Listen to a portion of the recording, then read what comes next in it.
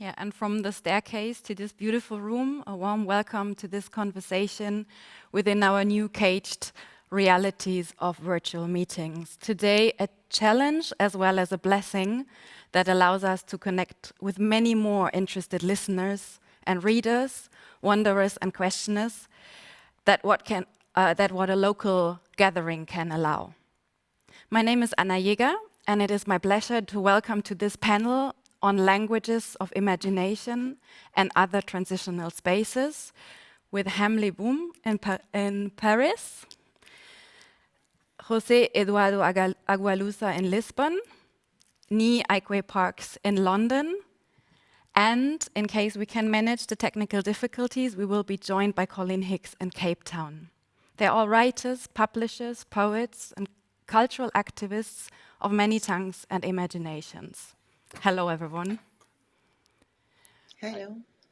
A warm thank you also for your patience, for bearing with us in these technical difficulties, and also another very warm thank you to all the people in the background, the technicians that make this possible, as well as the translators, Jutta Himmelreich and Marina Mauritz, who will make it possible for us to flow in many tongues.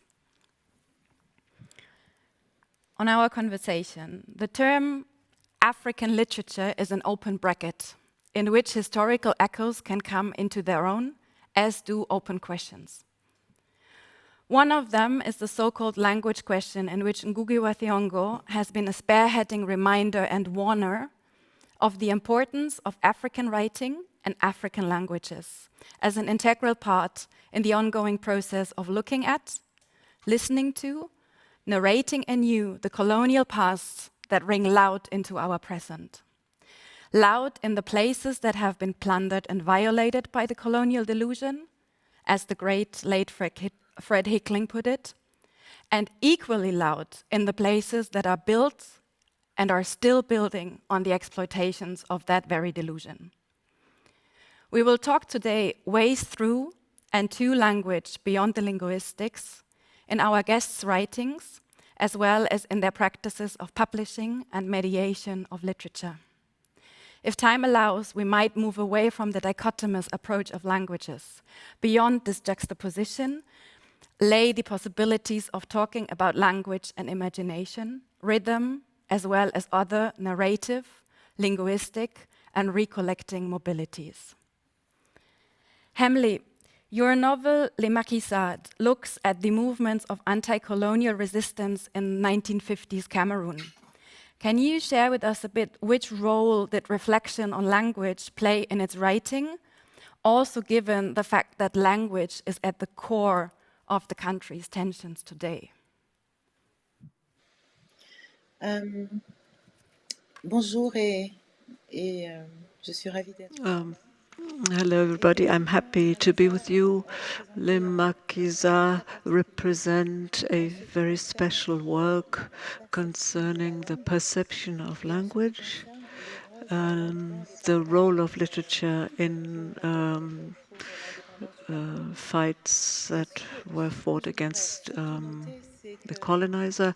What I would like to note is that beyond language, you have all the imagery that goes with it, or that language transports. And when I worked on this book, there were many things that were not referenced. Fighters, fights, special moments in history that didn't have any reference. I had to do a lot of research, and while I did the research, I became aware of the fact that we can archive information differently from the common ways of archiving, really.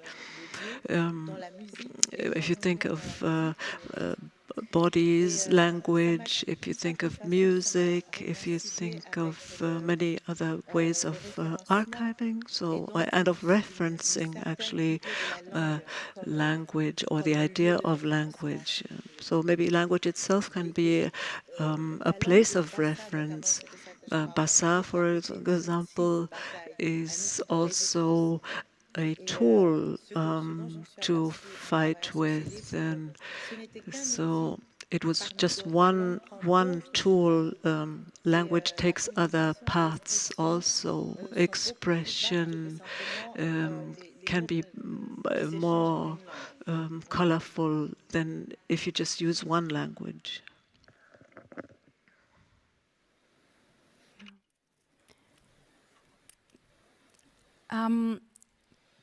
There's also a pragmatic aspect of things, and you have, I think, like very consciously, of course, kept the rights of your book Les Jours Viennent et Passent for the publication in Africa. Tell us a bit, about this very important move and what it means to be published in Cameroon, Côte d'Ivoire, or Senegal, for example. Exactly in this, language as a place of reference, I thought. C'est-à-dire que ça fait un moment que je publie et I've been publishing books for quite a while, and I noticed that my books are not available where I live, and if they're available, they're too expensive for ordinary people to buy them. So my subject also, and also my natural readership, they don't have access to my work. So it was important for me to make this book available to people in Africa, but in Francophone Africa, in Anglophone Africa, at a global level. So my book was supposed to be marketed and be accessible to people on-site, local audiences, and I wanted to use various channels available to me to make my literature accessible to people around me. So, and we did that. We managed to do that for a reasonable price, because very often price plays a very important role. People don't read my works at times if they can't afford them. So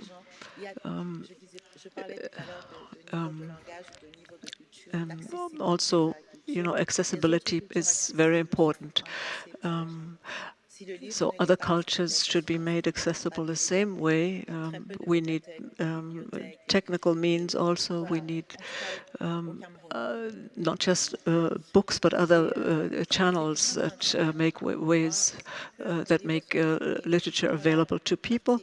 So that was very important for me. And also to have people read it in Senegal, in Côte d'Ivoire, and there will be an English translation to be available in Anglophone Africa. And I'll be working with Lusophone publishers also. We've been focusing on colonial literatures, but I would also be very happy to have it translated into African languages as well. My only limit is the price and, of course, the quality of the translation that would come about. Which still, I think, unfortunately, translating African works into African language is still rather the exception than rather than the norm. So I guess there's like outlets who keep working very hard, to make exactly that possible against the economical restraints, as you have mentioned. Ni, as the director of the Amaata Aidu Center in Ghana, can you tell us a bit what the aim on your focus is in regards to this work, and in kind of building also a form of infrastructure that exactly allows for these publishing forms and writing as well? I should clarify, I was the founding director of the Amaata Aidu Center, or we call the Aidu Center. And I'm no longer directing it. I'm currently producing literature at Brighton Festival in the UK. But one of the primary aims in founding that center was that if we were going to be involved in teaching creative writing, then we have to look at what we use as foundational texts. So one of the things that is the goal is for for people to read more Southern text, which is to say text from Asia, from Latin America, from Africa itself, when they are learning about writing. Because what tends to happen in most creative writing courses outside of the continent in the West is that people are started on texts which are supposedly seminal Western texts, which then form the foundation of their concept of what good writing is. And there's a hierarchy and a dynamic within that, because those texts also carry philosophies. Languages and cultures carry philosophies within them. And so if those are the foundations, then people start to question their own cultures when they are kind of rising to the challenge of expressing possibilities within their writing. And they start to question, can I talk about my grandmother still walking alongside me, even though she died 12 years ago, where within their own culture they might not. And so we have to understand that there's a great deal of structural support that the colonial languages have had and colonial philosophies have had, that are indigenous philosophies haven't had, in the way in which that people have been taught, but also the way in which people have been punished when they try to hold on to certain things.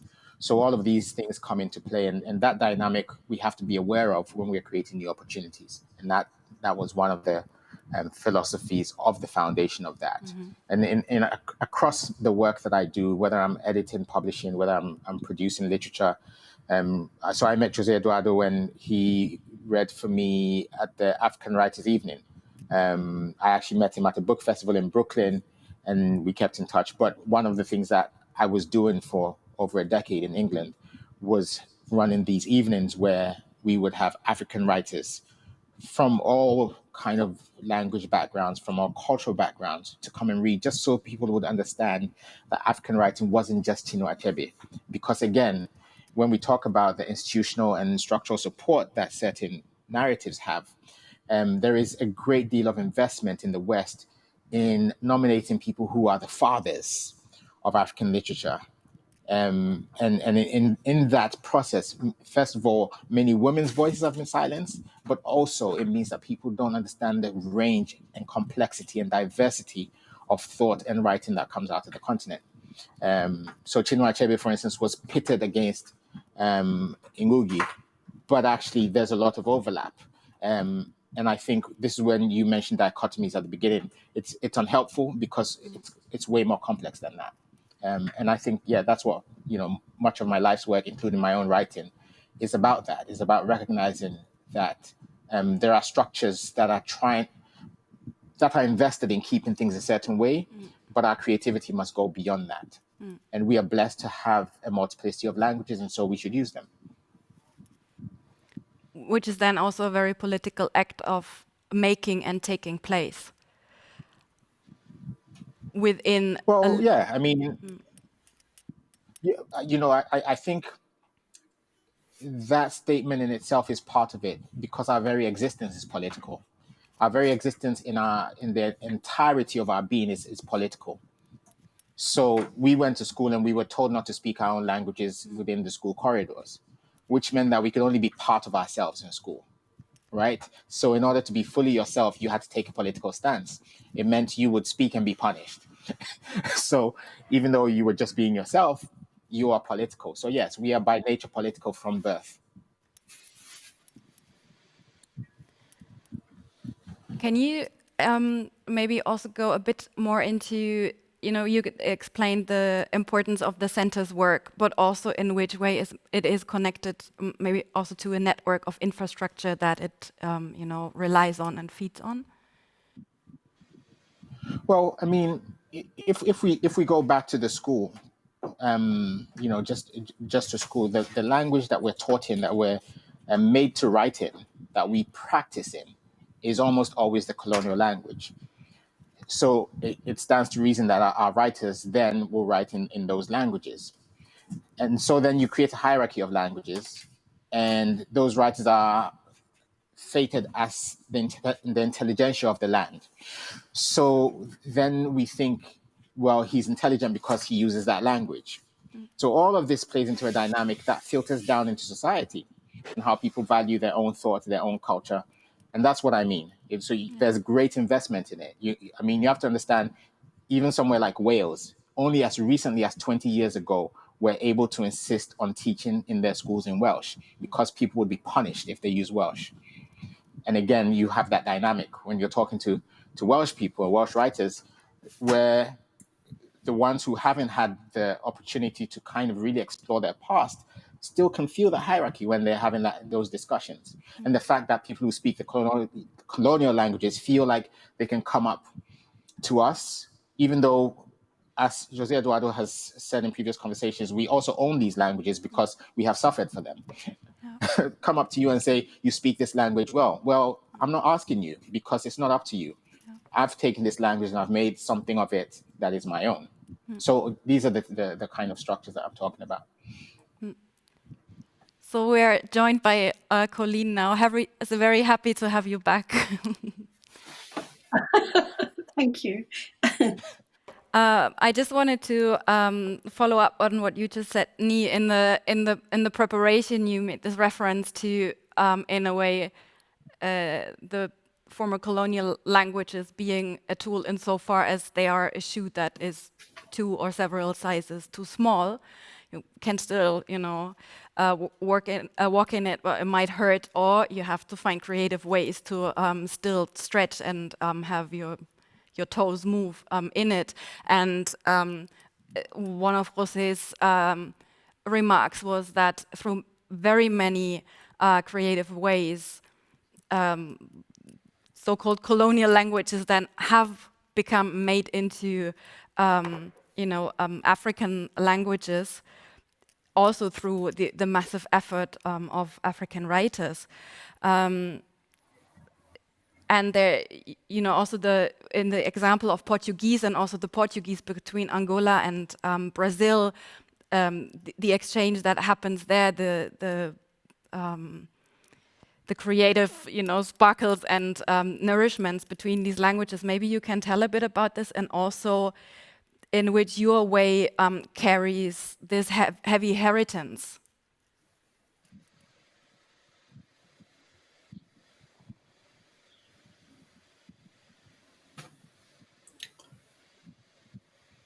I'm sorry, essa pergunta era para quem, Mariana? Who was this question for? For you, José. Para mim. Okay. It was for me. I'm sorry. First of all, I am missing a little bit of what is spoken right now, but I'm very sorry. First of all, I would like to say that I agree with Ni perfectly.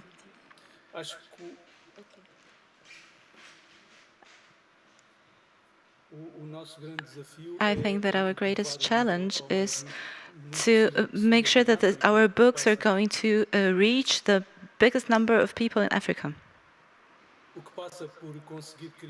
What ends up creating good networks of public libraries,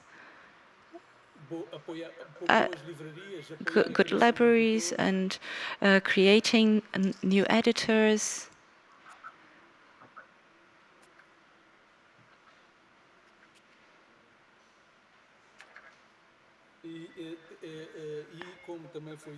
And as mentioned previously, also from Hemley, one of the main problems we have is that the books are really very, very expensive. The books written by African authors are very expensive.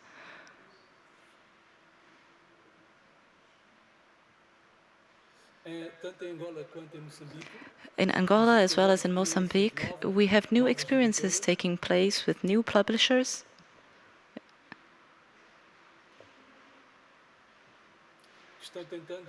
That are trying to, in many different ways, to bring the books to the public by a more accessible price.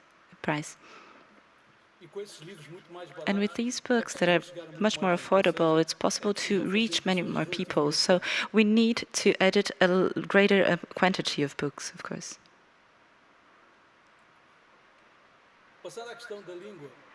When we talk about the language, Portuguese along the centuries became more African, of course. I always talk about one of the first books that were published about Angola. It's a book I have here with me, The General History of the Angolan Wars, which was published in 1680.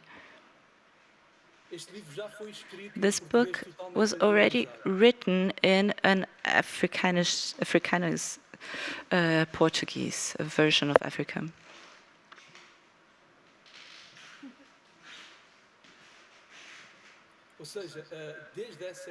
So this means that already from back then, from this period, Portuguese was being integrated and turned into a national entity by the Angolans too.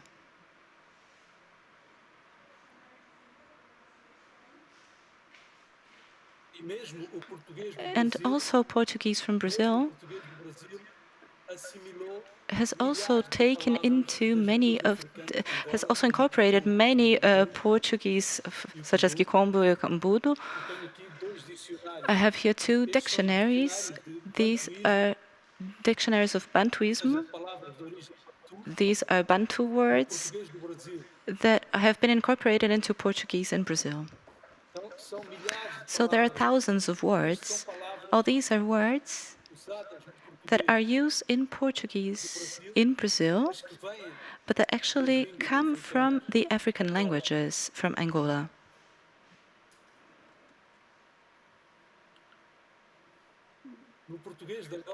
In Portuguese in Angola, of course, this number is much higher, of course. So just to agree with what Nee said, in Angola and in Mozambique, they have turned Portuguese into a national language. Portuguese is one of the many languages that is present in these countries. But it is also important to give back the dignity to the languages in Angola. It is very important that there is also literature being written in these languages, and this is not something that happens. So the greatest challenge in Angola and in Mozambique is actually to be able to publish not only in Portuguese, but also in the African languages in Angola and in Mozambique.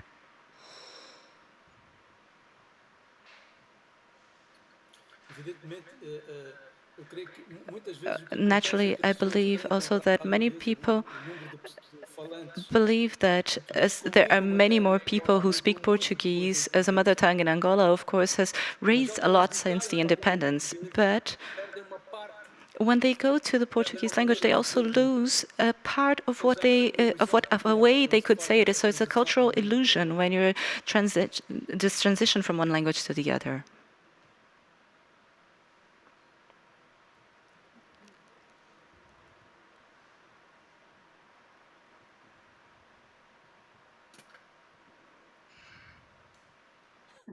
Yeah, I just waited a bit for the delay in translation, but also to give room, as we said, if one of you wants to react, please feel free. It shouldn't be like a one-way. No, I agree with José Eduardo. There is that complexity. I mean, languages are abstractions trying to express abstractions. And the abstractions come from a cultural base. So when you factor all those things in, you lose a language, you're losing a hell of a lot. So in my language, for example, in Ga, you can't actually say the word black. You just say dark. So the insult that I've been getting most of my life in the West doesn't exist in my language. It's almost like armor for me. So it's like you're saying something that doesn't exist in my language. I'm just going to ignore you. It doesn't take away the fact that the person intends to hurt me, but my language is protecting me. If I don't have that language, I don't have that protection. So you have to understand that I am operating in a language that it has the tools to hurt me. And if I didn't have my own, if I didn't have others, then I wouldn't have the way to protect myself. And so these are the complexities that we deal with. And I mean, Portuguese and the African additions to Portuguese, you'll be surprised, go beyond Lusophone Africa, because the Portuguese were also in Ghana, were also in Gambia. They moved around. And when they were doing these things, they were moving sometimes with Africans who were mediators. And so the Africanization, even within the translation, our understanding of other languages, other colonial languages, we've had these interventions. So we definitely own these languages, but that's not to say that it's all we own or we should feel privileged, because as I said, these are things we suffered for. You know, if you carry the load, then yeah, you must benefit from what you're carrying. That's but how we benefit from it must not be dictated by other people. Which also means that, and this is also the challenge of our panel in this vast topic, that it's a challenge for the writing itself, but also it's a challenge of editing, of publishing. I also remember that note that you once wrote about the problematics of cover design, especially in Europe, for African writing, and the way that, for example, these protections of your own language you mentioned, but also the musicality and that which can't be said in the English language. If you write this language of your own in the English and then it's been edited out of ignorance and also will, that there is a massive effort then, to work on many levels, to be able to really have this writing and in that language that you made and created already. That is exactly that great, I'm lacking the word here, sorry. Result is the wrong word, but sorry, that's there's a lot of, I think, energy that has to go in very many levels that doesn't allow often for the writer to be solely focused on the writing, through all the other processes that try to tear all these, I liked your example of protection, to tear these protections out again of a text. Yeah.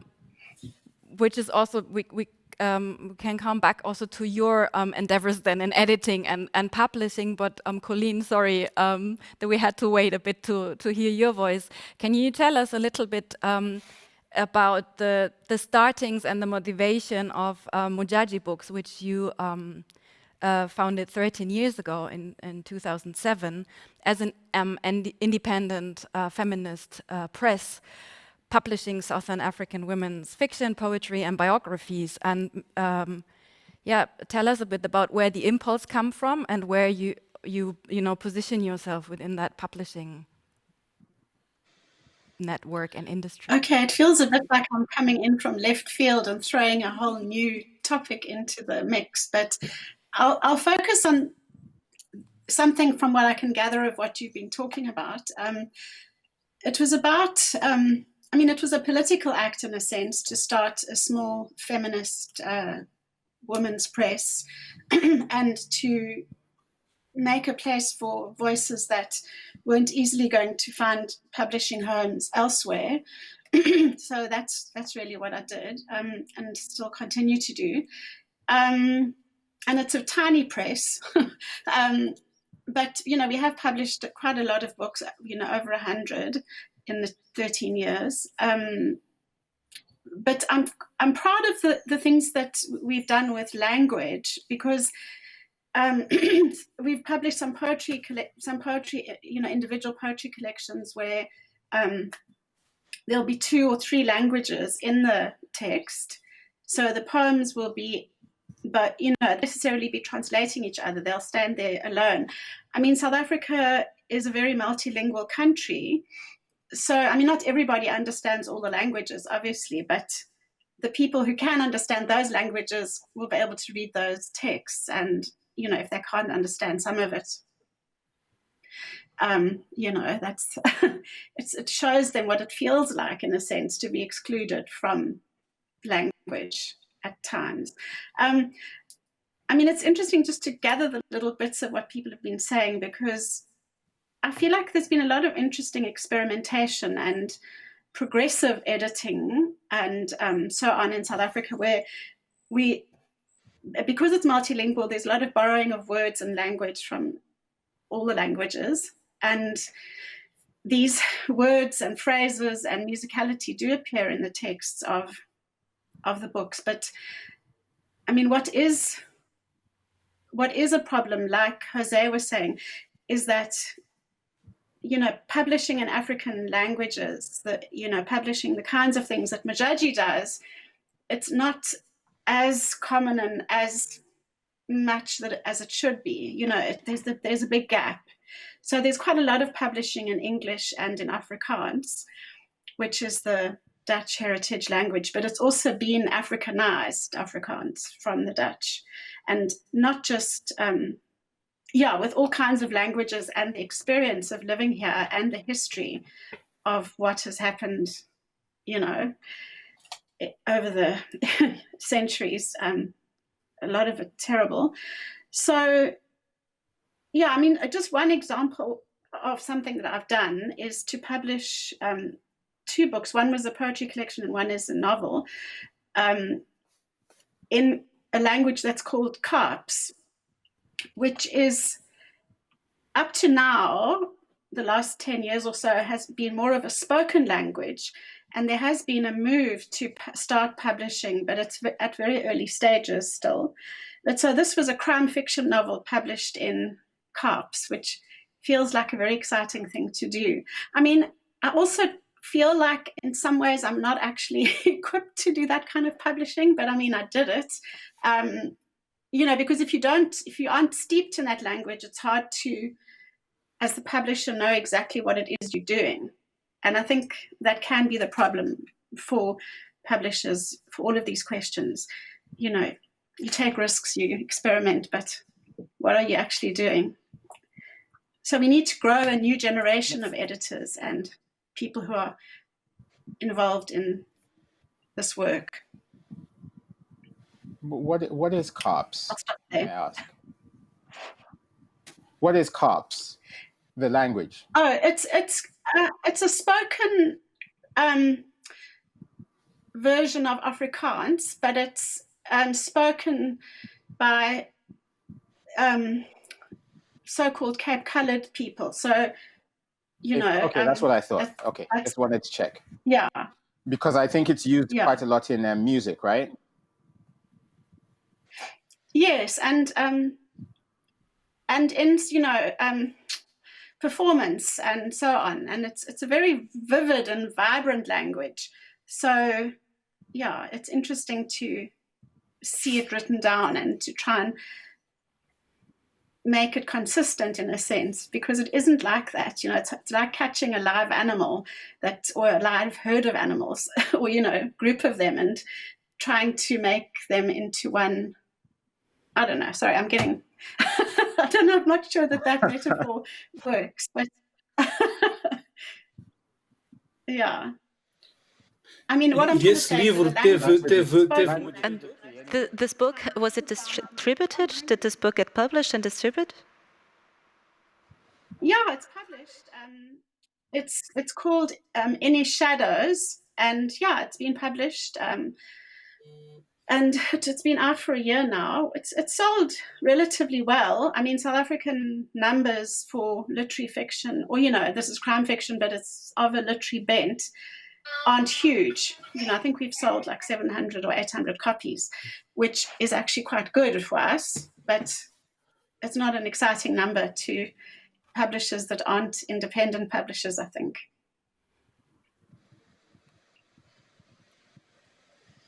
Yeah, José. Well, that's good numbers.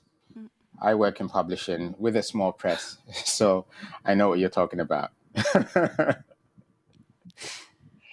Yeah, that is good numbers as far as I'm concerned. Since there is this expertise and following of especially small presses that trying to find alternative ways, you know, in publishing, making it more affordable, and also bringing African languages into publishing, one must almost say again, because there has been a time where, you know, publishing in African languages was already stronger than for a while, and now we see other smaller ventures, you know, finding ways to do it in the time we are now. Could you share some observations, all of you who've mentioned, you know, that there is exactly this happening now, what the strategies are, what are the ways to make this possible against so many odds? I'm giving this to the round.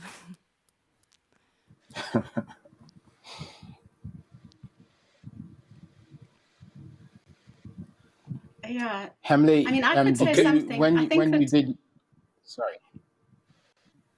Yeah, Nie? No, go ahead. No, I was asking Hemley because she kept the rights to her book in Africa and was played a part in kind of getting it available at affordable prices. What was that experience like? C'est une expérience qui a lieu en ce moment parce qu'elle s'est faite sur mon dernier livre. It's an experience that takes place now, where I'm working on the rights because I would like to keep the rights, and I'm going to negotiate with editors like Bernie in Ivory Coast, and also for the Francophone part, Bakwa Edition, which is Nigerian Cameroonian co-effort, or cooperation actually. We want to expand to other authors as well, of course, because once a book is available at a reasonable price, you don't have to, worry so much about buying books from Europe, expensive books from Europe. But I'd like to make a small remark, maybe a psychological item here in connection with languages or translations. You have all these questions of identity, questions of language, and language is where I live, actually. Language is the space that I live in, and I don't want to have a situation occur where I am disconnected from myself and where I live. I speak French, I speak other local languages or mother tongues. French I'm very intimate with, but I'm also very much at ease with my mother tongue. I'm not going to say French is not my language. It's my language just as much as all the other languages are my languages, and I flow from one to the next, quite at ease there. But the metaphorical things, of course, are expressed differently, and we've talked about, or other authors have talked about the violence in certain colonial languages, or the use of those, or punishment and things. There are, of course, two or three different languages at play at times. If you think of Pidgin and other languages that have to be mixed, local languages mixed with English, with French, and you come to a sort of a creolization. And I think it's really necessary to rehabilitate African languages because they transport imagery or an imaginary world that is going to get lost if we don't do anything to save that. On the other hand, I would like to also say that it's now it's difficult for me to understand because the line is cutting. I speak French. I speak French quite fluently, but I don't know if I'm express myself clearly if I say I wouldn't use French in an Africanized way, or I wouldn't want to move away from it, at the expense of my other mother tongues. I use them all at an equal level.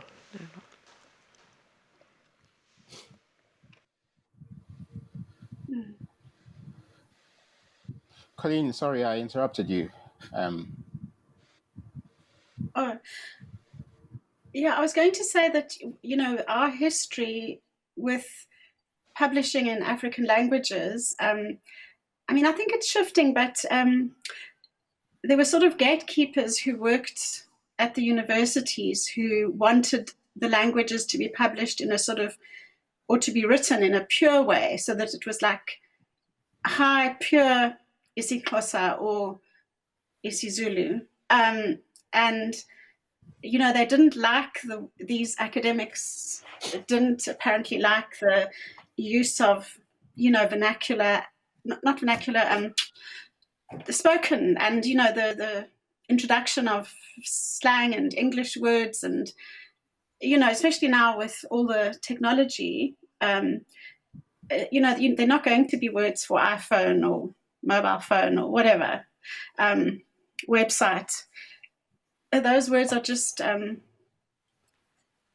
changed in, you know, just sort of there'll be a suffix or something that will make it into fitting into that language. So that I think there is still some of that, but I think it is shifting. You know, I think that all of these things you're talking about, there's, you know, it's just very complex, and there's a lot of politics involved in who gets to decide what about how a language is written, about how it's published, who will actually publish it. Yeah. I think you touch on something with the academics there, because I think if you think about what we're talking about, underneath it all is this notion of purity, which people who like to control things are obsessed with. And the one thing you can say for almost everyone that is African is you're going to be a hybrid. So just by the influences, the languages, whatever, just by the fact of the colonial encounter, we are hybrid. And so once you bring in the notion of purity, you're also saying you're trying to exclude us.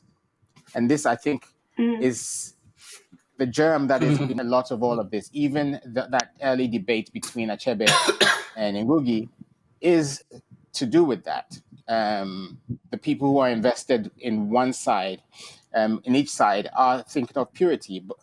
But I mean, what is purity? Purity is something completely false from the beginning. There's no pure thing on earth. And so we should just be allowed to be our full selves, and people will have to shift to understand. I mean, it's like when you're having a conversation, you know, I say something to Hemley, she doesn't quite get me, and then I repeat it and I shift it slightly, and suddenly she gets it. I mean, that's what the world's about. It's about dialogue. So yeah, exactly. But interesting that you should talk about the professors. Yeah. I mean, I think that is the power of English, not to be you know, imperialist about English at all, but it's a language that is fine with, you know, changing and incorporating new words and breaking old ones, and sort of, you know, there isn't any, you know, I mean, obviously there are some stuffy old people who write into the newspapers, but yeah, it's a very fluid, flexible language. So I mean, I think I would stop short of crediting English for it. I think the language has broken its bounds. It's not somebody saying we're fine with it. It's just people are using it. And when you have a place with a population the size of India that has a language, you can't go and tell them you can't put veranda into my language because they're using it and they're more than you are. And it, you know, and these things travel. So I mean, I don't give credit to any colonial language for having words from those words are enriching those languages. And then they meet up every now and then and they decide which ones they're going to put in the dictionary when we're using 10,000 times more than they're putting in the dictionary. And I think our local languages have always done that. That's why we have Creoles or so-called Creoles, because we mix very easily. My own language, our pidgins, they're always shifting and nobody has a problem with it, you know? So I think once you get to institutions, you have professors, the authority is related to how much they can control and mark things. So they don't want things to shift because it affects their authority. That's my conception of it. So I think it's really interesting what, avec Neil. right at the beginning, José Eduardo was saying about Portuguese. Yeah, I mean, there might be words that are not in a Portuguese dictionary, but you go to Angola, you go to Mozambique, you go to Cape Verde, you go to Brazil, and everybody will understand you. Je suis d'accord avec Neil là-dessus. Claro, C'est vrai que claro. si on parle tous anglais dans le monde, ce n'est pas parce que c'est une belle langue, c'est sûrement une belle langue. I agree with Ni on that aspect, you know. This is a consequence of colonialism. It's metaphoric violence, you know. You have imposed languages, and then if you don't give expression, I mean, opportunity to express to other language, this is a form of violence, you know.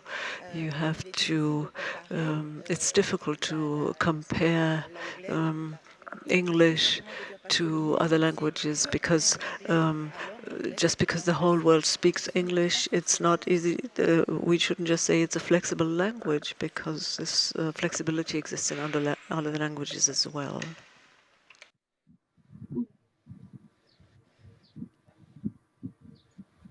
Yeah. José, I think you wanted to say something. Sim, Yes, I would like to just make a comment here about one situation, which is the influence of Portuguese from Angola nowadays in Portuguese from Portugal now. So mainly due to the power of our popular music from Angola, very young people, the youth in Portugal tends to use Portuguese from Angola. So the Portuguese from Portugal start talking like the Angolan people.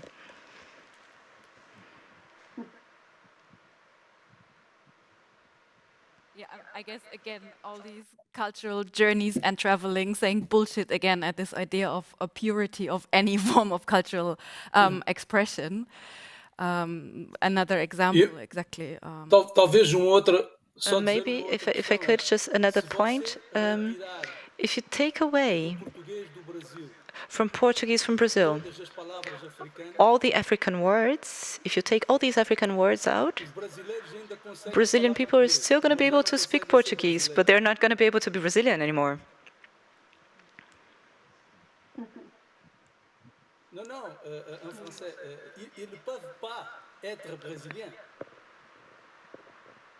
C'est différent. It is very different. They can speak the language, but they're not going to be able to feel Brazilian, to be Brazilian people anymore. Because the Brazilian people, in order to be Brazilian, you need to have incorporated these words and this culture that came along with these words.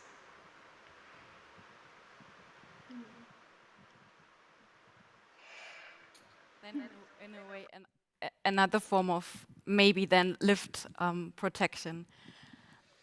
I'm afraid our time is already up, which is really showing very keenly the massive challenge of putting such a big topic and issue and lived experience also in this format, but I think we have tapped on very many important aspects in, you know, the big range of from writing, from you know, creating creative and literary text, up to the you know, the structural realities that play such a massive part in getting it to who's going to read it or who's not going to read it.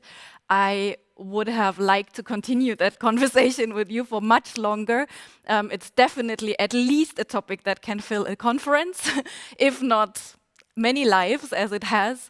So thank you very much for being so brave in getting with us, in trying to already look at it in this way, and also for your patience in this new frame that we are experiencing and experimenting with. It was a pleasure talking with you.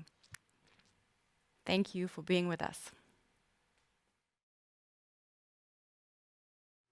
Ja, Ja, Herr Boos, herzlich willkommen. Wir freuen uns, dass Sie hier sind heute. Sie sind sozusagen in doppelter Funktion bei uns, als Leiter der Frankfurter Buchmesse, aber auch als Vorstandsvorsitzender von Litprom.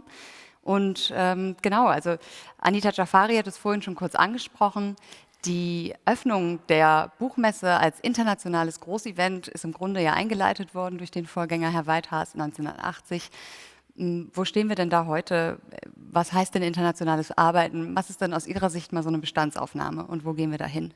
Ja, Peter Weithaas hat vor genau 40 Jahren, also seit dem Bestehen von Litprom, immer darüber gesprochen, wie international die Frankfurter Buchmesse zu sein hat. Und wir haben das in den letzten Jahrzehnten einfach weiterentwickelt. Für uns ist wichtig der rechte Handel, der im Hintergrund stattfindet. Natürlich ist die Frankfurter Buchmesse ein riesiges Publikumsereignis, sicher auch eines der größten Literaturfestivals auf der Welt. Aber tatsächlich steht dahinter auch Geschäft. Die Frankfurter Buchmesse war immer so ein Dreiklang: Kultur, Wirtschaft und Politik. Auch immer die politische Bühne. Und 1980 hat man gesagt, wir wollen einen Schwerpunkt setzen, wir wollen ein Gastland haben, einen Ehrengast. Und das war zu dem Zeitpunkt Schwarzafrika. Und so begann tatsächlich diese Internationalität. So begann es auch mit Litprom. Ich glaube, Schwarzafrika ist heutzutage kein korrekter Ausdruck mehr. Nein, wir würden das auf keinen Fall mehr so nennen. Und auch überhaupt die Idee, einen ganzen Kontinent als Land einzuladen, ist sicherlich nicht mehr das Bild, das wir heute uns wünschen. Ja, die Frankfurter Buchmesse lebt von der Diversität. Und das bedeutet natürlich, dass wir versuchen, nicht in Kategorien zu denken, sondern wir versuchen, die Menschen aus den Ländern, die Autoren in den Vordergrund zu stellen. Jeden für sich, der tatsächlich auch eine ganz andere Sicht auf sein Thema oder seine Herkunft oder seine Weiterentwicklung hat. Das finde ich einen spannenden Punkt. Was heißt denn diese Diversität oder wie lässt sich das denn mit dieser Gastlandpolitik auch zusammenführen? Vielleicht können Sie da ein bisschen was zu erzählen. Na, für uns ist es wichtig, und es ist seit Jahrzehnten so, dass tatsächlich Literatur keine Einbahnstraße ist, sondern dass sie übersetzt wird, weil wir finden eigentlich nur den Zugang zum Denken von anderen Menschen über Literatur oder indem wir ihnen zuhören können. Und das war uns sehr wichtig. Und oft fallen halt kleine Länder durch das Raster. Auch vor dem Kolonialgedanken her. Das Angelsächsische war viele, viele Jahrzehnte übermächtig. Ja, und das ist etwas, was sich gerade ändert. Da ist viel mehr Offenheit da. Und das ist entstanden natürlich auch durch Institutionen wie Litprom, die dafür sorgen, dass kleine Sprachen übersetzt werden, dass Themen ihre Leser finden, was nicht einfach ist, ja, sich auf eine afrikanische Kultur einzulassen. Was heißt das zum Beispiel konkret im Fall Gastland Kanada? Na, Kanada ist natürlich ein sehr spezieller Fall in dem Sinne. Ja. Kanada ist französischsprachig, es ist englischsprachig, es hat eine starke indigene Bevölkerung. Und die gleichzeitig ins Licht zu rücken, das ist natürlich unser großes Thema, dass wir nicht darauf hereinfallen, die großen Stimmen zu nehmen, sondern die Vielfalt in den Vordergrund zu stellen. KfW Stiftung hat ja viele Nachbarschaften mit Litprom, kann man sagen. Wir haben ähnliche Förderbereiche und auch in vielerlei Hinsicht eine ähnliche Brückenfunktion. Auch die KfW Stiftung sucht im Grunde die Förderung von neuen Stimmen aus dem nicht unbedingt nur globalen Süden, sondern diesen besagten Kontinenten, Lateinamerika, Afrika, Asien. Das sind natürlich Zuschreibungen, die sich in transkulturellen, transnationalen Zeiten kaum noch halten lassen. Wir stellen uns die Frage, was heißt das heute? Wo ist da auch der Zukunftsausblick und wo geht die Reise hin? Ich stelle mir vor, in den 80er Jahren war der Auftrag von Litprom ein anderer. Da ging es erstmal darum, die etablierten Verlage überhaupt als solche zu finden, zu sagen, hier sind Stimmen, die habt ihr noch nicht im Programm, erweitert eure Programme. Aber die Frage ist so ein bisschen, wie geht die Reise heute weiter? Das interessiert uns, das interessiert auch Litprom und ist auch ein Grund, ja, warum wir diese Panel-Diskussionen hier heute so in der Form stattfinden lassen. Ja, ich glaube, das Wichtige ist, wie gesagt, dass es nicht so eine Einwegstraße wird, dass man trotzdem die Vielfalt zeigen kann und zeigen kann, dass es Stimmen gibt, die nicht gehört werden, wenn wir sie hier nicht sichtbar machen. Richtig. Aber großes Thema für mich ist da auch das Thema der Co-Produktion. Ich weiß, dass die KfW Workshops gemacht hat in Ägypten mit jungen Autoren und sowas finde ich einfach super wichtig, ja? Sich mit deutschen Autoren, in dem Fall ägyptische Autoren, zusammenzutun. Ich würde mir das wünschen, dass wir das auch häufiger mit afrikanischen Autorinnen machen könnten. Es geht darum, gemeinsam was zu entwickeln und tatsächlich damit auch die Sichtbarkeit herzustellen. Nicht einfach eine Lupe drauf zu halten, sondern das gemeinsam zu tun. Ja, also dieser kollaborative Punkt, der ist in der Tat ein großer Punkt, auch ein schwieriger Punkt, was dann die administrative Umsetzung auch betrifft. Wie ziehe ich ein Förderprogramm aus, jetzt aus Sicht einer Stiftung gesprochen, das regional stattfindet. Das Projekt, das Sie ansprechen, heißt Short Stories, haben wir in Kooperation mit dem Goethe-Institut gemacht, das in diesem Zusammenhang natürlich ein wahnsinnig wichtiger Partner ist für die Arbeit, die kollaborative Arbeit vor Ort. Wir haben ein ein neues Programm aufgesetzt im südlichen Afrika für zeitgenössische bildende Kunst. In dem Zusammenhang, wo es darum geht, dass junge Kulturschaffende aus dem südlichen Afrika sich innerhalb des Kontinents vernetzen. Die Frage ist natürlich immer, wie bauen wir dann die Brücke zwischen Europa da wieder hin? Genau, also da denke ich, stehen wir noch vor größeren Herausforderungen. Aber wie kristallisiert sich denn das heraus in der Arbeit der Buchmesse? Na, für uns ist wichtig, Also was für ein Tool ist das? Sie haben die Partnerschaften Ja. angesprochen, die sind natürlich super wichtig. Ja? Wir arbeiten eng mit dem Auswärtigen Amt zusammen, wir arbeiten eng mit Goethe zusammen, wir arbeiten zusammen. Ja? Wir haben ein gemeinsames Ziel, aber jeder hat so einen anderen Ansatz. Unser Ansatz ist auch, die Menschen nach Frankfurt zu bringen und sie mit dem internationalen Verlagswesen zusammenzubringen. Wir haben Einladungsprogramme, ja, wo wir sagen, junge Leute haben die Möglichkeit, hier durch Deutschland in die Verlage zu gehen, zu sehen, was machen die für ein Verlagsprogramm, wie arbeiten die. Ja, und dann sind sie auf der Frankfurter Buchmesse. Und mit diesem Programm erreichen wir, dass ein Netzwerk entsteht, auch unter diesen jungen Verlegern, egal wo sie herkommen. Und jetzt im Digitalen ist es ja einfach, Kontakt zu halten. Ja? Das stimmt. Ja?